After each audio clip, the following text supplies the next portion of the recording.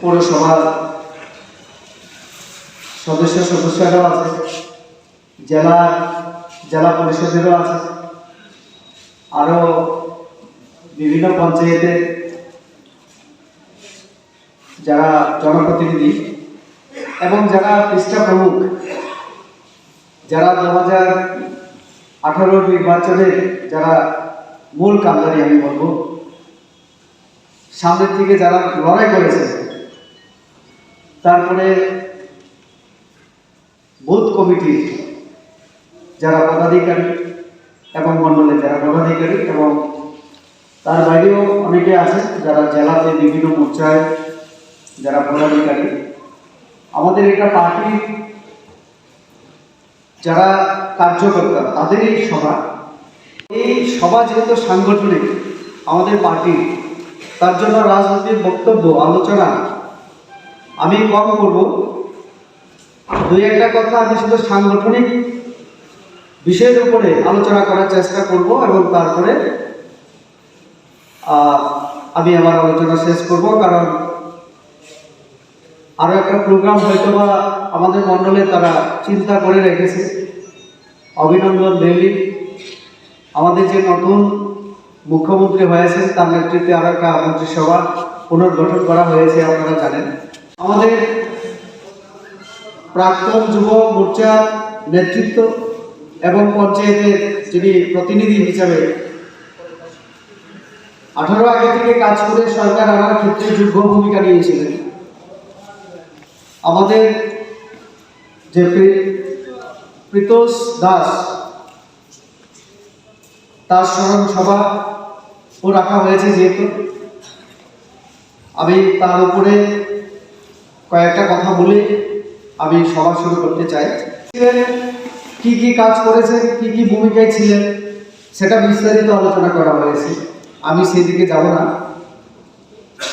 সেই দিন আমারও একটা আফসোস থেকে গেল যে আমি তার প্রথম খবর যখন লান্টু সাহা আমাদের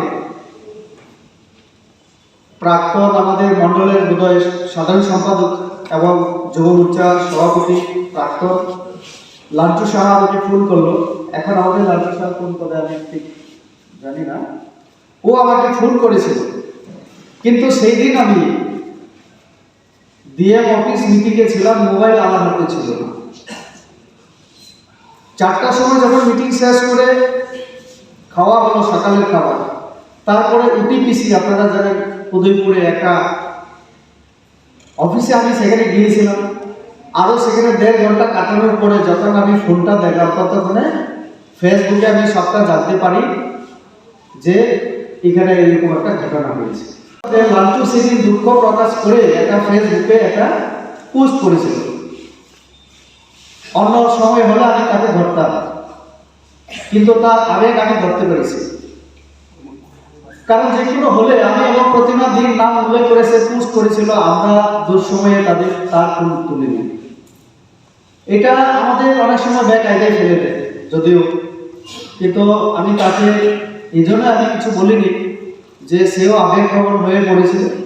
সে হয়তো সেই মুহূর্তে আমাদেরকে চেয়েছিল তার সাথে পাশে এসে দাঁড়ায়। কিন্তু আপনার জন্য প্রতিনিধি, এটাও আপনারা জানেন, এই যে যেমন আমার মোবাইল এখন আমি হাতে রাখতে পারি, এখন যদি 10 মিনিট 15 মিনিটের মধ্যে কেউ যদি ফোন করে কার্যকর্তা, যেমন ধরুন কোনো যুব মোর্চার কার্যকর্তার আমার কাছে সেফ নেই, ধরুন কোন বিপদে পড়ে আমি ফোন করবো, তো তাৎক্ষণিক যাতে ফেসবুকে না দেখে যেমন ত্রিপুরা ফোনটা রিসিভ করবে। এই পর্যন্ত আমি 3টা ফোন রিসিভ করেছি, আপনারা দেখেছেন। একজন কেন্দ্রীয় মন্ত্রী, একজন রাজ্য মন্ত্রী সভার মন্ত্রী, আর একজন আমাদের প্রদেশ নেতৃত্ব। স্যার অমুক মিনিস্টারের ফোন আমি তৎক্ষণাৎ ধরেছি, কিন্তু বাকিদের হয়তো আমি ধরতে পারবো না বা আমি ধরিনি। তো এটা আমাদের বুঝতে হবে যে তাৎক্ষণিক ব্যবস্থা ত্রিপুরা বা প্রতিমা ভূমির ফোনটা তুলে নিয়ে আমি চেষ্টা করেছিলাম। ইজি লেখা কিন্তু আমাদের অনেক ভেঙে গেছে। এটা আগামী দিনের জন্য আমাদের একটা মনে রাখা। তো কাজে আজও আমি আমাদের প্রয়াত শহীদের বাড়িতে আমি যেতে পারিনি। আমি চেষ্টা করব আজকে যদি সম্ভব হয়, না হলে যেহেতু আমি প্রবারী, ওই পরিবারের পাশে দাঁড়ানো। আমি সেদিন আমাদের মিহির দাসের ঘটনায় আমি উপস্থিত ছিলাম। চপারে আমি আমাদের নতুন মুখ্যমন্ত্রীর সঙ্গে আমি ছিলাম। আমি এই দুইটা ঘটনায় ওনার কাছে আমি তুলে ধরেছি।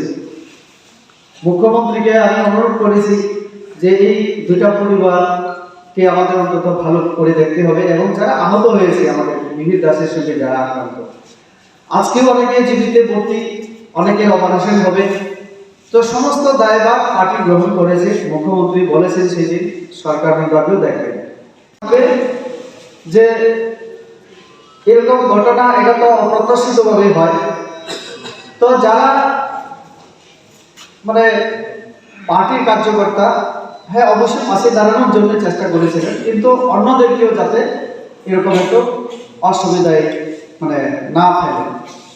যেহেতু সাংগঠনিক সভা রাখা হয়েছে, আমিও নতুন দায়িত্ব নিয়েছি। আপনারা জানেন আমি মণ্ডলের সাধারণ সম্পাদক হিসেবে কাজ শুরু করেছি এই পার্টিতে। গন্ডাছড়া রায়মাবেলী মণ্ডলের সাধারণ সম্পাদক হিসেবে আমি কাজ শুরু করি।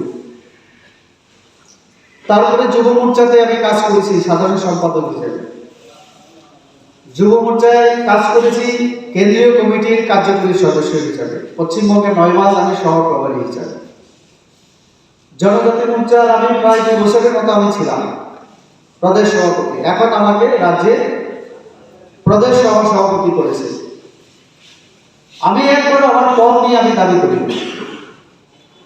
বরং আমাকে একবার গন্ডাছড়া মণ্ডলের সভাপতি করার জন্য চেষ্টা করেছিল, আমি সেটা নিইনি। তখন আমি বলেছিলাম আমি চাকরি করি, এই বড় পদটা আমি নিতে পারবো না। এমপি হওয়ার সাথে সাথে আমি এখন সময় দিতে পারি ফুল টাইম